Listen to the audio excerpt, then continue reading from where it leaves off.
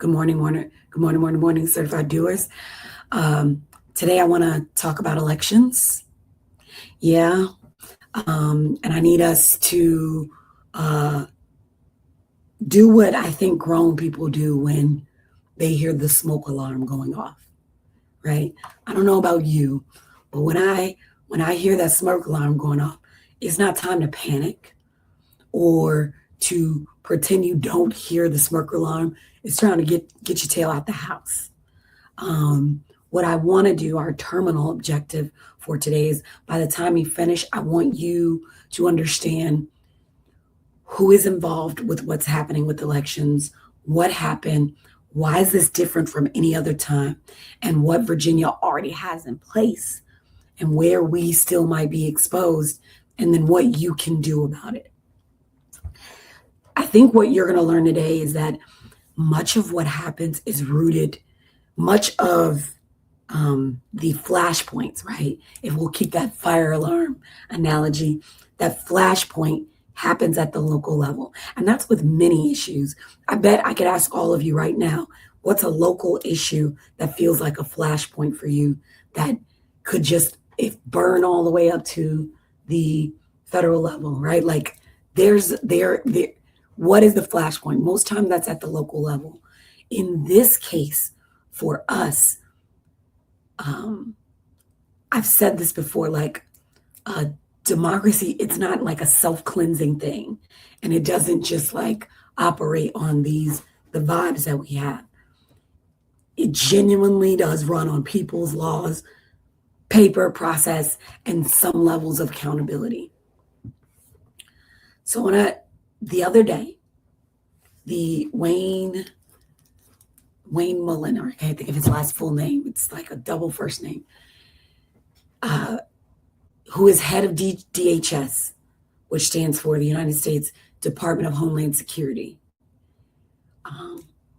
DHS sits inside of the Cybersecurity and Infrastructure Security Agency, which is CISA. CISA's job includes helping protect physical and data systems, the country that our country relies on. So like after there's a foreign attack, DHS is the ones who if there's a foreign cybersecurity, the election infrastructure, my brain, because I'm so like worked up about this. Let me take a step back. Good morning, Lamont. Good morning. Good, I couldn't get it out. Mark Wayne Mullen, right? So like, anyway, DHS, the Department of Homeland Security, has this legitimate role in helping states guard against hacking, cyber attacks, physical threats, and other things that might disrupt. But this is an important message, right? This is our message or like civics lesson. And I'm talking about DHS because last week, antennas was up. My whole team, everybody was like, antennas are up because the president is saying he's going to make this statement about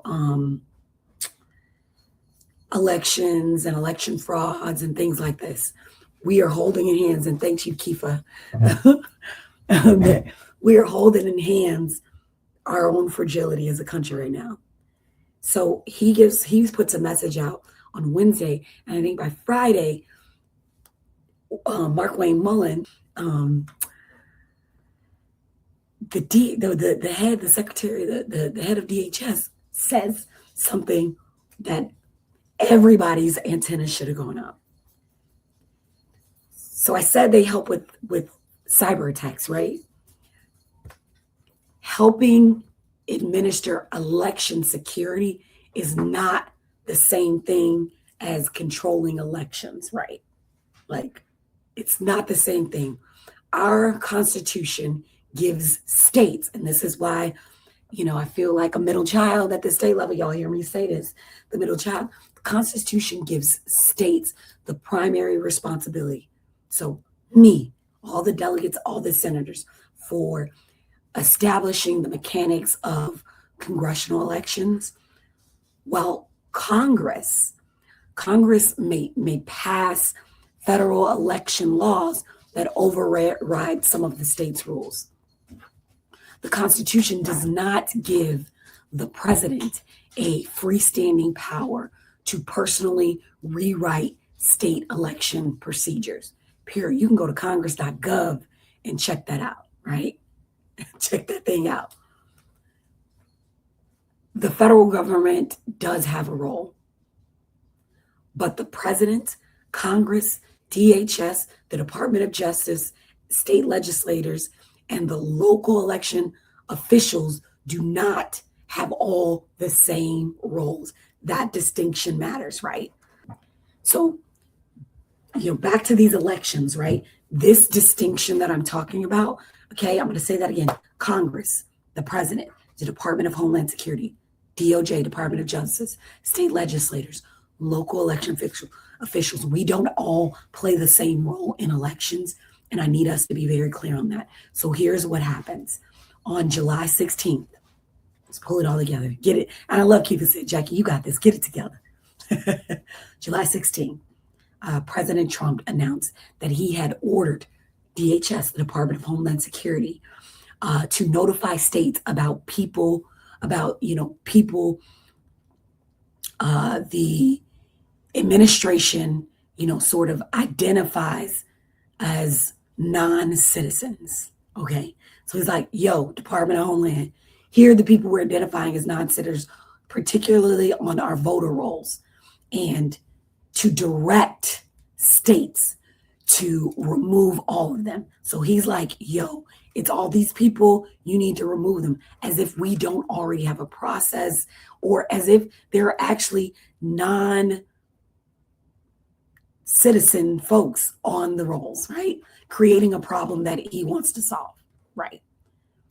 The following day, the Homeland Security Secretary, Mark Wayne said that the federal election funding could be withheld from states that refuse to cooperate. So money, money, money. Again, another gap at the federal level that we need to be thinking about. We might have to fill in because the federal level is not going to administer or provide us some of the funding to do federal elections. Not to tell us how to do it, but to the funding to do it. So if we don't cooperate, they're going to withhold that money to the Commonwealth of Virginia or whatever state that you're in. He further warned that election officials could face fines, penalties, and possibly prison. Okay? Fines, penalties, and possibly prison. I want to be so clear, like transparent. Only United States citizens can vote in federal elections. We've already had these things debunked. Knowingly voting illegally is already a crime. It's already a crime, guys. And Virginia is already required to maintain voter rolls. There's no disagreement between us and the federal government on this, right? It's not a real thing. The questions I need you doers to be asking is, who gets to decide what voter is ineligible? What evidence has to be presented? What due process does a voter receive? Right? Like all of these things. What legal authority permits the federal department to order state officials to remove people? Process this, right? And what law should send an election official to prison for refusing an informal or legally questionable demand? Where are those? And those questions have not been answered adequately. The administration is saying that the Department of Homeland Security, that what the administration says is that a DHS review identified approximately like 278,000 non-citizens registered to vote in 4 states. I wonder what states that's are and how they picked them. But the materials released didn't even explain the complete methodology because they're like, we're gonna show these documents. We're gonna give them all to y'all, right? The material that they released didn't show the methodology, and Secretary Mullen could not say how many, if any, had actually voted, right? So I'm loving this, right? Like, as Sidwell said, the federal government can help secure the elections. The states run the election. Very clear. Remember I said we all play a role. This is why I need us to be very clear. Good morning, David. And also said, but proof, where the proof? Because we would be asked that, right? So a database match is not the same thing as a proven case. Like, you can't say I saw a match, but okay, so show me that they voted. A match is a lead, right? It's not the verdict on the actual situation. Why this moment is different, doers, okay? So hold this. This is not different because the Department of Homeland Security suddenly discovered elections, right? DHS has been involved in election security for years. The difference is the posture. The traditional posture was, how can we help states defend their systems, as was said, right? As SS Sidwell 5664 just said, secure the elections, not administer or run them. So they traditionally, how can we help you, the Commonwealth of Virginia, defend your systems? The posture that we're hearing and we're seeing right now sounds more like, give us your voter data, follow our direction, or you ain't getting your money, or possibly you might lose your freedom. Federal assistance is not federal ownership. They don't own our elections. Cybersecurity cooperation does not and is not does not give permission, nor is it permission to nationalize voter rolls. When I say by nationalize voter rolls, is say that the federal government is going to be in charge of every state's voter rolls. Okay, you know, a libertarian, and know that I'm saying this, I'm citing this because these are my sources, right? There's a libertarian, which is leans more right, but more, when I say libertarian, they're like, keep government out of everything. No surveillance, no nothing, right? Like, freedom is freedom, government stay out. So there's a libertarian legal analyst at this Cato Institute that raised the same federalism concerns, right? Federalism is where we intersect with the federal government. And they also question what law authorizes the Department of Homeland Security to direct state voter roll changes or threaten, let me say that again, threaten officials who decline, right? What law is that? It's not this simple, Democrat versus Republican concern. That's not what this is. It is a question of lawful authority and constitutional boundaries that are being overstepped. And so the recent federal court decision matters, right? There was a recent federal court decision. Courts have blocked administration's expanded use of this use of what is it called, of the system alien verification entitlements program known as SAVE, right?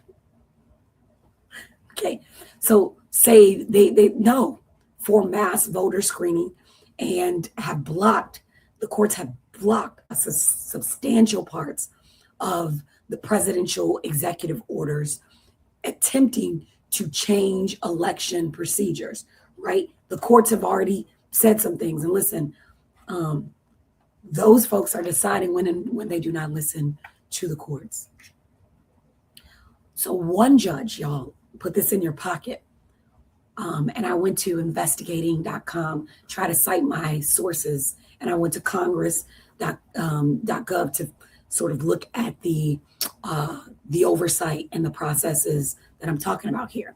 So one of the judges found that the agency had combined sensitive data, including information they knew could be unreliable, in ways to threaten to threaten eligible voters.